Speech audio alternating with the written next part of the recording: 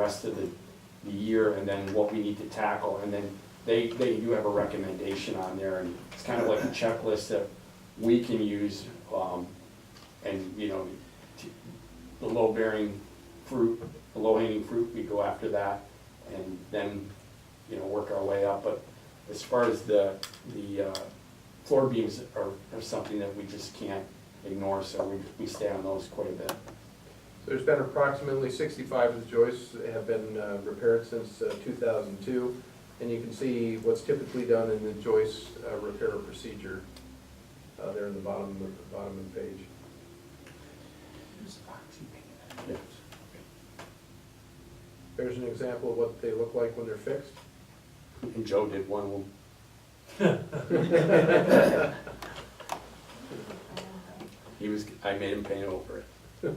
But because you go up in that bridge and there's people that I know over the years that have worked here, and they'll tell me right where they painted their name up inside of a tower or something like that.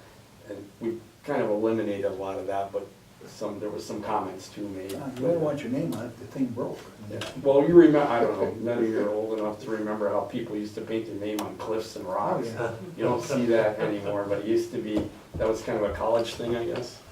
Another example of one of them that's fixed, what they look like, so you've seen before and after photos now. I have a question. Fixing that. You talked about how we have a linear repair and an exponential deterioration. At some point, that job becomes too big. Like, what's the takeaway from, like, are we looking at that becoming too wide in 5 years, in 10 years? Well, we put, in 2017, I had Majeski do a project that just took care of the US repairs, to have a contractor come in and basically kind of roll back the time to narrow that. And the price that they came out at was like 3 times, I say 3 times, but it would get us close that gap. We need that kind of help where someone, you know, if you could have a contractor in there to take care of, say, 2/3 of those, it might get us into a position where the next coming years, it's critical, but not that critical to where we can spread out and do other things. But you're on, that's exactly right. And you say at what point, I think I would say we're already there. Hopefully we'll keep battling and try to get through this year, but I won't be surprised come next year, like they say, was it 150 of them? Maybe none of them turn over, but maybe all of them do. And then you're forced into, you've got to do something, because you'll end up with red flags. So we need to be thinking about, for next year's budget, thinking about whatever that financial commitment will be, and trying to figure out how to work that into the budget for next year. And The scope of these repairs, however, is significantly beyond OBPA's budget. Right, yeah, so a That's- contract, that's- for a contractor. That's part of the issue right there. Yeah. And that's why it's so important that we continue to get the support of our state and federal officials, particularly like on the Tiger grant that will address some of these things. But again, right now, there's a $143 million price tag on this to get these repairs done. Now, we don't have to do all those next Tuesday, but they do have to be done over a certain planning horizon. So there's an ongoing shortfall there that is beyond the means of the authority, even on our best day, to do. So, again, that's why we continue to pursue funding through the state and the federal government to help address this vital structure. One issue to just kind of keep in mind is in 2017, I realized that if they do all of those repairs, say we were to get funding in 5 years, all that steel that you did those repairs would be gone. So in effect, you're just using money to hold, or you're using help just to hold you over, because that's not the permanent repair. These aren't, but you don't know how long you're gonna need those repairs, but you just can't ignore that. So my idea was to just get something that we possibly could handle, and so we kept it small, but the number that came back was, and a lot of that was traffic, and it was, like I said, with the paint. The contractors don't know the bridge. If we said, well, we'll give you our people to do that, yeah, we can do that, we can lower the cost on that. And then there's other things where, our guys would probably do a good job of teaching them how to do it, because we don't have a contractor that, you know, we work hand in hand with on there. Our people are the people that, know the bridge best. That doesn't mean there aren't people out there that, you know, in a week or two would have it all figured out because they've done it at other places. But my point being is, you're doing all those things, and possibly, if you were to get the money that, like Wade is talking about, when they come in and do all that is gone. You go, well, we just spent $600,000 to do those beams, but then again, you have to do them because you may not get that funding. So that's the way it's been since I've been here. So I'm just trying to get something in small enough chunks that maybe we can buy time. So. Here's an example on the screen of the joist fatigue cracks. I'll zoom in there a little bit so you can see it, highlighted in yellow.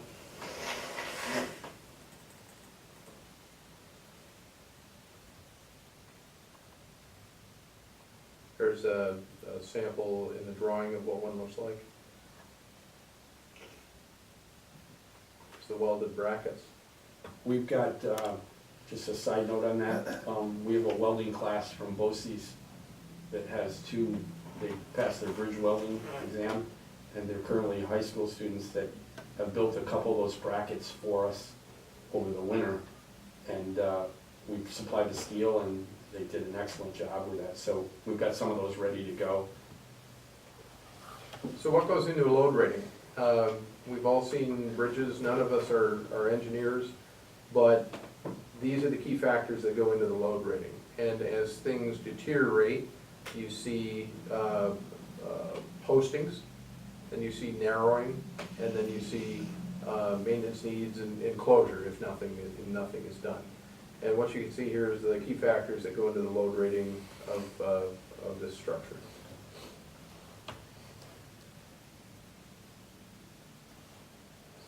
Steve, is there anything that, on this load posting? On one of those, it said that if we have any kind of failures, we'll go to HS20. Basically, that'll bring the bridge back to almost 80,000 pounds. Currently, 90 is our limit, but also it will restrict, we do have oversized loads. We do quite a bit of that, and that's all permitted. You know, we approve all that, and anything with supersized loads, that's all permitted by our engineers with that. But those are the loads that are, cars really don't do the damage that the heavy truck traffic does. So when you reduce that load, it'll increase the whatever lifespan there is left in that. But when you start having some of those failures, that's where the load posting is going to really affect commercial traffic. And where this comes into play is things like Canadian trucks at Canadian weights would not be permitted anymore on the structure, or things along those lines. So to recap, from the engineering point of view, the bridge is in overall satisfactory to good condition and is safe. As with any structure of this age, it needs work done to it. Again, I won't go over the major findings again, but they're in the paint system, the structural steel, and the grid deck. And that's kind of the limit of what we have today.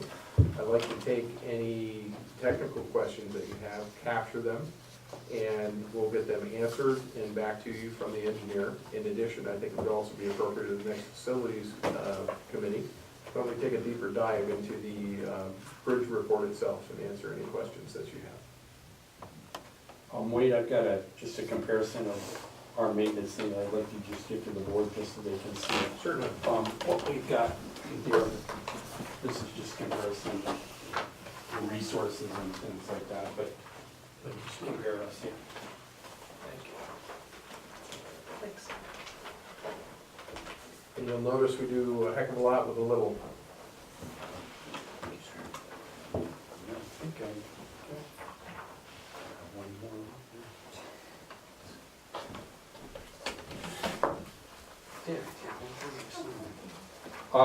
Well, you just quickly look at that. I'm just comparing to Thousand Islands. I have a good relationship with their people, so these were just questions that I asked their superintendent and just kind of compared,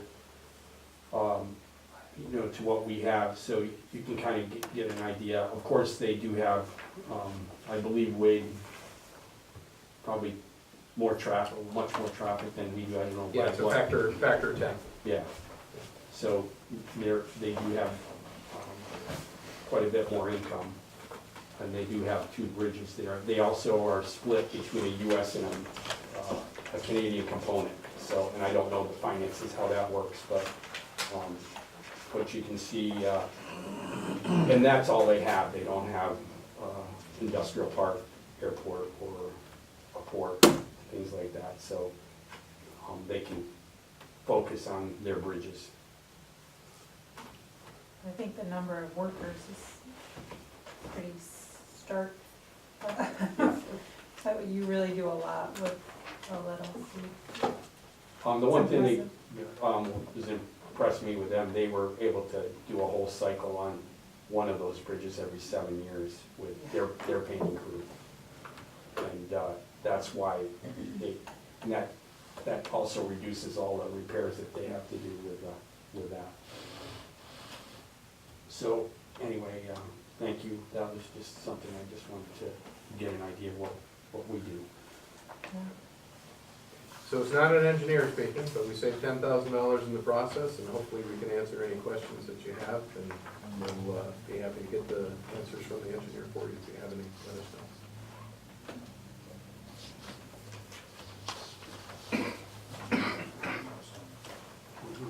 We don't need to vote to accept that or anything like that. No, we'll post the executive summary as part of the meeting record, and also probably post it on our website as well. Thank you, guys. Jim, we have some financial reports. Yes, we do. Couple of things. You have the financial statements forwarded out to the board a week ago Friday. A week ago tomorrow. After review, any significant questions on those? I know it's a rather thick package. Still all the same methodologies that we've been using over the last 12 months. Also forwarded out yesterday was the bi-monthly, semi-monthly accounts receivable, accounts payable, check register reports, which are an even thicker package. So you probably haven't had a chance to review those closely. So, any questions on those? Just a couple comments from me. The accounts receivable report, you start to see the first phase of the wind turbine project ship income on those reports where we've done some billing. About a month and a half quicker than we were a year ago. Some of those were held up. Any questions on the financial reports? The AP, AR listing. I'll just make the same comment I made in the finance committee. I mean, I've been here quite a while, but it's a real pleasure to see this timely information coming out, because again, normally we don't see this for a couple of months. This is a good job by you and your team getting this done now. So.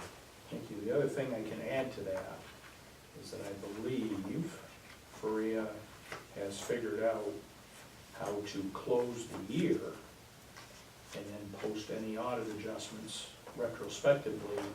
And the reason that's important is that'll allow us to do the April financials just as timely. So we won't see a 4 or 5 month gap while we wait for the audit results before you'll see the first month of 2019, 2020. So.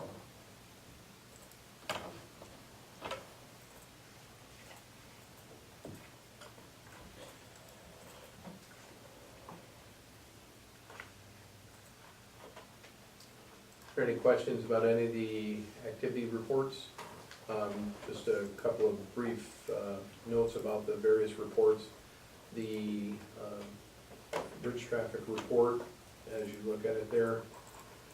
You can see the impact of the passenger traffic versus the other crossing trucks,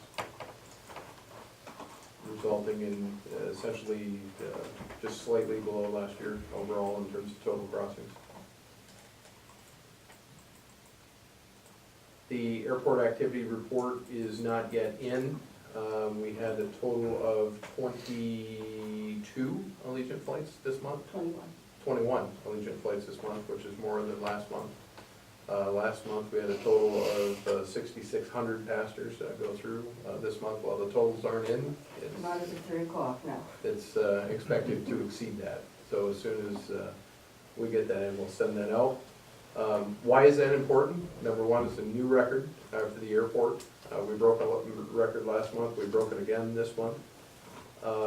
And that is more passengers than we used to handle in the entire year prior to the expansion. Just a quick note on SkyWest, the initial flight that's going out tomorrow has more passengers on it than what an entire day of Cape Air had. So those numbers are moving in the right direction. And anything else that you can think of relative to Cape Air? I mean, they're pretty strong numbers still.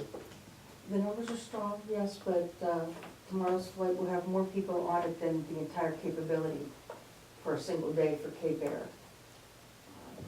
So, and that's just on the one flight. We have 2 flights, well, not tomorrow, but Saturday we have 2 flights. Not Saturday, Sunday we have the 2 flights. Excuse me, I'm getting my days mixed up. And really exceeds the capabilities of Cape Air. So definitely trending in the right direction. And Cape Air's done today. Today, the last flight ends at 7. As far as the port activity report, it's been extremely busy this month. We've had 3 ships in, Steve? 4. 4. That's what happens. You take your eye off in a minute, you get another ship. With wind turbine blades, these things are monsters. They're 50 feet longer than the last ones that are in here. I encourage you to take a look at that.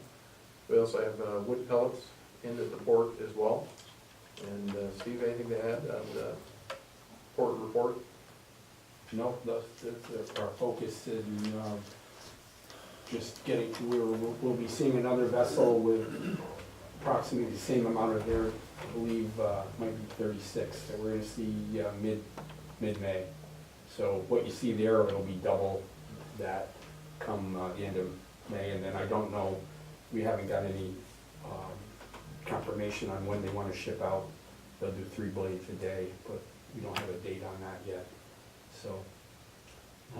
We're just turning, right now, daily, we're turning blades to get them prepped for loadout. And we're working the pellets, so far going well, so we're about a third of the way through the storage on that. And once we get the complete load, then we'll know there'll be a vessel sometime in the summer that'll take them away from us. So we look forward to doing that. So rocking and rolling at the port as well. I don't think there's anything, are we missing anything else in terms of reports, general comments or anything? John, you want to do yours? Oh, just an improvement at the port with the wood pellets and quite a bit of ingredient stuff in building 2, so. And we have 31 people signed up for our Expand US workshop next Tuesday so far. So it's the best turnout we've ever had. Good, nice project to develop new prospects. Yeah. We also had a great visit by Fort Drum. Do you want to fill them in on some of that? Yeah, there's 3 or 4 different representatives from the base. They toured the port facility and the airport and were impressed with both facilities. And there's general discussions about potentially utilizing both of them for training or alternate transportation should there be issues with their existing transportation system. Some conversations that, about the airport, certainly getting the word out at the airport about the flights to SkyWest. That would be fantastic. And there were some discussions about training out there as well, that Wade and I are working on.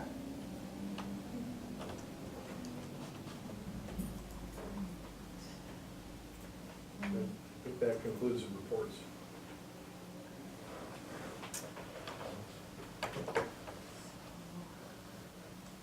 The building occupancy report, there's no changes there. Yeah, just a, you know, slight increase at the port because of the wood pellets Right. coming in, so that building's 100% occupied, and then all the ingredient product went in building 2, so that's, I forget what I put in there, 50-60% occupied, so. And then there's a lease on here to move a tenant out of 11 over to some vacant space in building 4 to potentially make space for a larger project than 11. See what happens. I guess we can move on to unfinished business. So there are a couple of items of unfinished business today that came from, went from the board to the committee, back to the board. There are 3 items. The first is approval of scope of work with Rhiannon McGree and Andre Page. As discussed at the finance committee, the terms were altered on that one. And the other thing, finance caught up mostly on that, correct? Mostly. Other than that, there's no change to the scope or the deliverables. Same timeframe, April 1 through March 31st of 2020, at a cost of $60,000.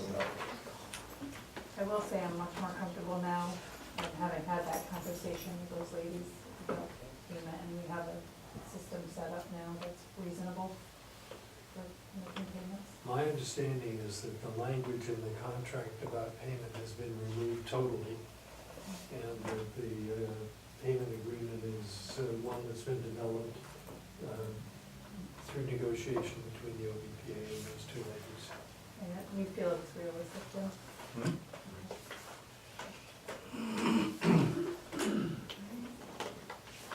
Do I have a motion? So I'll second it.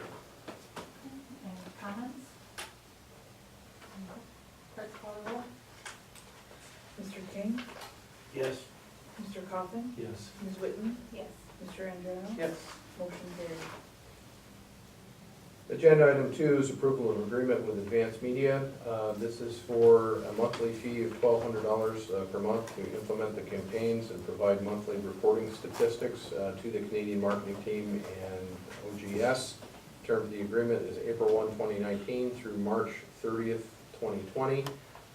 There will be a clause written in there that there will be 30 days cancellation. That was a question that came out of the Finance Committee. Thank you for asking that question, by the way. Good question. So do we want to wait to approve that before you put that in there? Or- No, that's, I can just write that in with your approval. I would move to accept. All right, do I have a second? I'll second it. Okay, comments? Clerk call the roll. Mr. Coffin, Yes. Ms. Whitten, Yes. Mr. Andreano, Yes. Mr. King. Yes. Motion carried. Agenda item 3 is approval of advertising that's reimbursed by the SOARS grant. This is a marketing grant through Department of Transportation that promotes the airport in the amount of $68,750. The breakdown is included in the resolution section. This was discussed at the Finance Committee and then moved to the full board for approval. So this is good news for us. Yes, it is. Financially, It is. actually And this, better than 100% reimbursement. we owe debt of gratitude as well to Senator Ritchie for helping us procure these funds to promote the airport. I'm very happy to see it. Do we have a motion? I'll move the approval of the, Second. Comments? Clerk call the roll. Ms. Whitten, Yes. Mr. Andreano, Yes. Mr. King, Yes. Mr. Coffin. yes. Motion carried. Agenda item A1 is a approval of a lease agreement with the GSA. This is on the border station. This is a 20-year agreement that commences April 1st, 2019. I specifically would like to commend John Reach and the entire team for a wonderful job putting this together. If you ever want to have a difficult experience, negotiate with the government or something. It's a very interesting process. The terms of this agreement has annual shell rent and is also subject to a 5% increase every 5 years. It has been reviewed internally. It's also been reviewed by council with no additional concerns. Good job by the entire team on this. Do I have a motion to accept? Second. Comments? Clerk call the roll? Mr. Andriano? Yes. Mr. King? Yes. Mr. Coffin? Yes. Ms. Whitten? Yes. Motion carried. Wade, I'd like to request, once you get the signed document, that you send a copy to me, just so I have a signed. Make a notation. Thank you. We're actually so proud of that agreement, let's send it out to everybody, so that we all have a copy of it. It's not every day we have a $20 million agreement here. No, what I worry about is I only have a copy, then I get a question, and I don't know if there's been a change, and I don't know about it. Sure. You wanna frame that one, John? You wanna frame that one? I would, John. Yep, definitely. We'll start, guys. Agenda item A2 is approval of a border station HVAC service agreement with a train. Just a quick note, an administrative note, normally you would have seen this go through the Ogdensburg border station, but now that the lease agreement is with OBPA, you will see these come through the OBPA agendas going forward. This is preventative maintenance services for the Ogdensburg border station in the amount of $8,071, less a 3% discount. It's my understanding that we need to provide good maintenance for that building. Is this a new type of service, or is this No. something?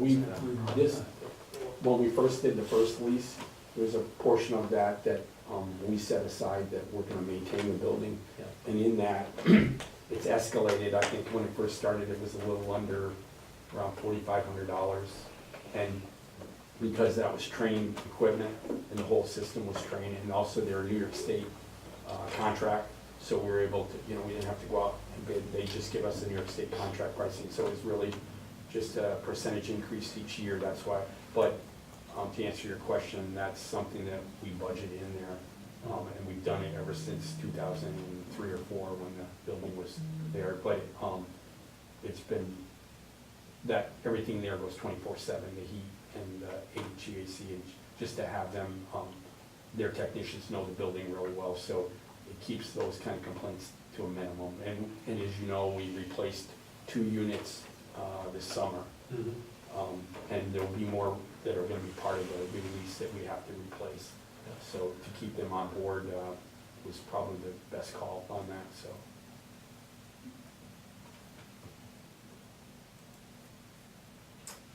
We have a motion. I'll make that motion.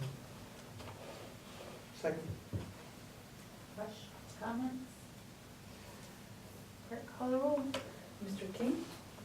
Yes. Mr. Coffin? Yes. Ms. Whitten? Yes. Mr. Andriano? Yes. Motion carried.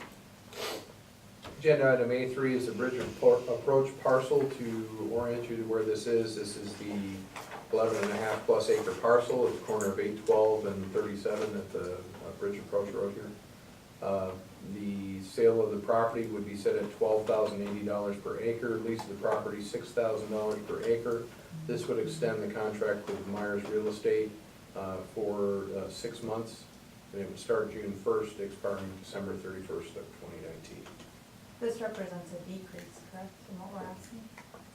It's this, you did a decrease at one point in time, but it's the same as what you approved before. Okay, so the prior approval? Yep. So we're just extending it. We didn't have any interest in the last year. 2 or 3 inquiries, nothing really firm. Okay. And an important point to point out here that the authority reserves the right to reject any and all proposals in here as well. Do I have a motion? And that's fair market value based on an appraisal. Motion? So moved. Second. Comments? Clerk call the roll? Mr. Coffin? Yes. Ms. Whitten? Yes. Mr. Andrino? Yes. Mr. King? Yes. Motion carried. Agenda item B1 in Commerce Park is approval of a supplemental lease agreement with Day Automation at the rates, terms, and conditions you see before you.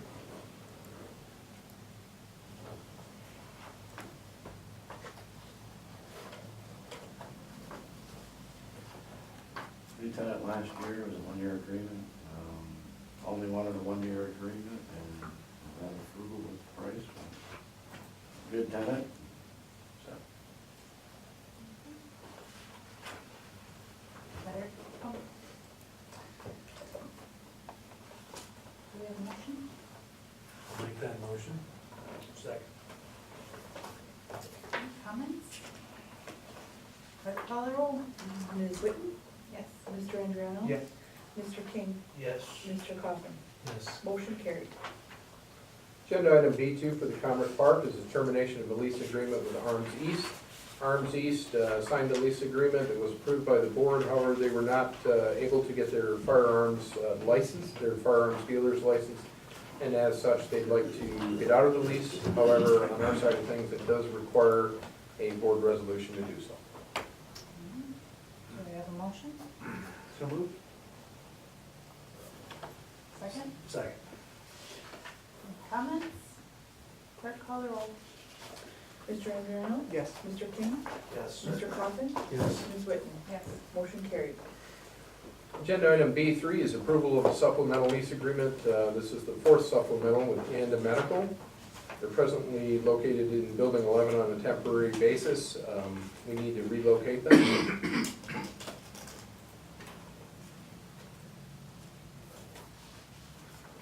Be happy to answer any other questions that you have regarding that. They're happy with the move?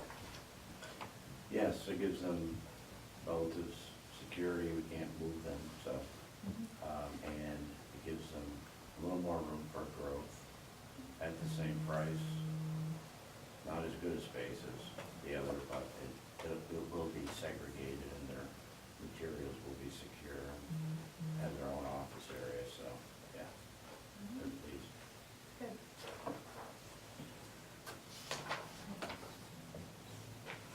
Do we have a motion? So moved. Second. Comments? Clerk call the roll? Mr. King?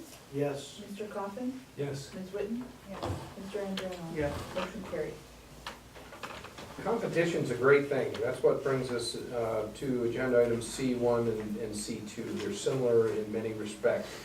This is approval of a non-exclusive rental concession, car rental concession agreement and lease with C1 is Blevins and C2 is Countrywide. Due to our grant assurance obligations with the FAA, in certain situations, we have to treat everybody equally. That's what this non-exclusive rental car concession agreement and lease does. The first one with Blevins has a ground rental per stall of $35 per month and a concession fee of 10% of gross receipts. However, as Blevins is located immediately adjacent to the airport, there is a thought to do a vehicle recovery fee of $10 per vehicle that essentially gets us to the same place. Now, we've had discussions previously about getting these done and getting that playing field level. We are in the process of that. Countrywide has agreed to it. Blevins has, and then has kind of come back a little bit and said, well, we're not really sure if we want to do that. So I don't have the exact status of the Blevins agreement as we sit here today.